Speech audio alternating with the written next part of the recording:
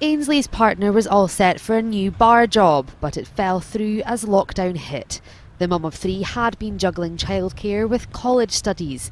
She managed to get a temp job at a supermarket to tide things over. Even when we first applied for universal credit back in May, I think it was, June, we waited 7 weeks before we got a payment, and in between that times we were taking loans out to pay like our bills, our rent. We had to take loans for family, friends, savings that we had saved up for taking the kids away on holiday to get us by, because we didn't actually know when we were getting paid or if it was actually going to be enough to cover the bills.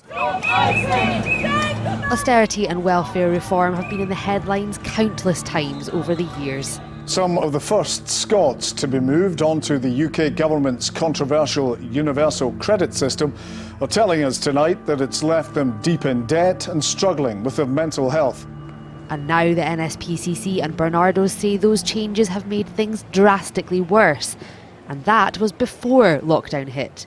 Marie's been supporting struggling families. Quite often families will phone up, they're very stressed, they're very distressed, they're upset, they're very much struggling, they're needing somebody to talk to. But when we scratch below the surface, quite often poverty is the issue. The Scottish Government says it's prioritising poverty and rolling out new social security payments. Meanwhile, Ainsley's trying to stay upbeat for her young family and thankful for help from local community group Lift. I did actually receive quite a few food parcels at the start too, which even though I was working, I still had that money coming in. It was still knowing that if an unexpected bill came in, we knew that we could actually pay it and still have food to fall back on. It brought us closer together. That was what we held for, was the days off that we could actually do things together. That's of some comfort in an unsettling time. Kay Nicholson, STV News, Edinburgh.